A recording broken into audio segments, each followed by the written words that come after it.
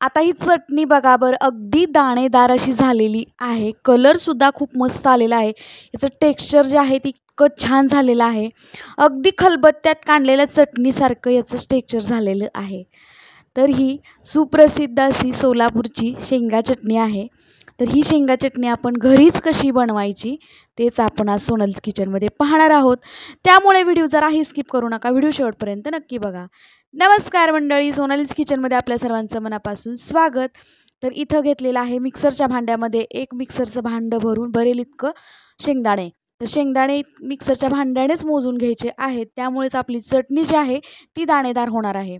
तर आता मी मिक्सरचं भांडं छोटं घेतलेलं आहे, त्यामुळे ते शेंगदाणे मी त्या मिक्सरच्या भांड्याने मोजून घेतलेलं आहे. तर आपण जे घेतलेले शेंगदाणे आहे ते इथं कढई गॅसवरती गरम करण्यासाठी ठेवलेले आहे, त्या कढईमध्ये घातलेले आहेत. आता शेंगदाणे हलकेसे भाजून घ्यायचे आहेत. जर तुमच्याकडं भट्टी असेल तर भट्टीतून भाजून आणले तर उत्तमच. त्याची जी चटणी आहे ती अगदी भन्नाट लागते.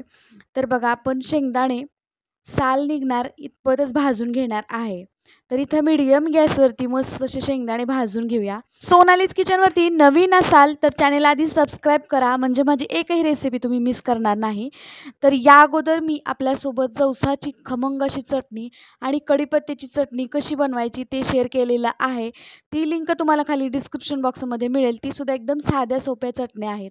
तर इथं आपण सोलापूरची प्रसिद्ध असलेली शेंगा चटणी कशी बनवायची तेच आपण पाहतोय, त्यामुळे व्हिडिओ स्किप करू नका. आणि आता इथं बघा, शेंगदाणे आपले हलकेसे भाजलेले आहेत. आता शेंगदाणे भाजून याला थंड करून घ्यायचं आहे.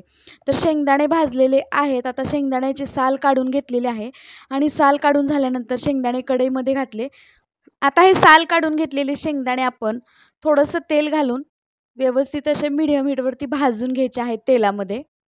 तर बघा, एक 5 मिनिट लागतात याला मीडियम हीटवरती भाजण्यासाठी.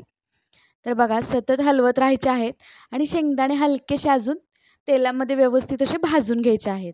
आपल्याकडं भरपूर प्रकारच्या जरी भाज्या केलेल्या असल्या तरी ताटाला तोंडी लावण्यासाठी चटणी मात्र आवर्जून वाढली जाते. तर आता हे शेंगदाणे सुद्धा मस्त असे भाजून घेतलेले आहेत. आता मिक्सरच्या भांड्यामध्ये घातले, हलकेसे याला थंड करून घेतलेलं आहे. आणि आता यामध्ये घालूया लाल तिखट. तिखट मात्र तुम्ही तुमच्या आवडीप्रमाणे घालायचं आहे. मुलांसाठी करताय तर अगदी थोडंसं तिखट घाला. तर इथं मी अंबारीचं लाल तिखट वापरलेलं आहे. तुम्हाला जर चटणी जास्त तिखट करायची नसेल तर बेडगी मिरची वापरली तरीसुद्धा चालेल. चवीपुरतं मीठ घातलं, 5-6 लसूण पाकळ्या आणि थोडेसे जिरे. आता जे घातलेलं सगळं साहित्य आहे ते मिक्सरच्या भांड्यामध्येच व्यवस्थित असं एकजीव करून घ्यायचं आहे. आपण जे शेंगदाण्यामध्ये घातलेलं साहित्य आहे ते व्यवस्थित असं एकजीव करून घेतलेलं आहे. यामध्ये घातलं मी 1 चमचा तेल. तर आपण जे तेल खातो ना ते तेल मी इथे 1 चमचा घातलेलं आहे.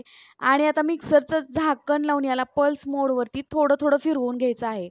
डायरेक्ट आपण ज्या पद्धतीने शेंगदाण्या कुटाला आपण फिरवतो त्या पद्धतीनं न फिरवता अगदी थोडं थोडं याला पल्स मोडवरती फिरवून घ्यायचं. आणि मध्ये मध्ये मिक्सरचं भांडं काढून चटणी व्यवस्थित एकजीव करून घ्यायची. आणि बघा, इथं आपली चटणी, शेंगदाणा चटणी तयार झालेली आहे. तर यामध्ये तुम्ही आवडीनुसार थोडंसं तेल कमी जास्त करू शकता. तर इथं आपण तयार करून घेतली सुप्रसिद्ध सोलापूरची शेंगा चटणी. तर बघा, शेंगदाणा चटणी तुम्ही ही चटणी खलबत्त्यावर सुद्धा कुटून घेऊ शकता. तर खलबत्त्यामध्ये करत असताना चटणी करताना खूप वेळ जातो, त्यामुळे अशा पद्धतीनं मिक्सरवर जर केली तर तशीच सेम टेस्ट या चटणीला येते. एकदम फटाफट अशी सोलापूरची शेंगा चटणी तयार झालेली आहे. माझी ही रेसिपी तुम्हाला कशी वाटली कमेंट करून नक्की सांगा. आणि हो, सोनालीज किचनवरती नवीन असाल तर चॅनेलला सबस्क्राईब जरूर करा.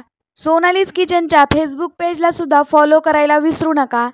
चला, आपण पुन्हा भेटूया अशाच एका इन्स्टंट रेसिपीसोबत.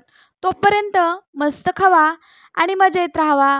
व्हिडिओ पाहिल्याबद्दल धन्यवाद.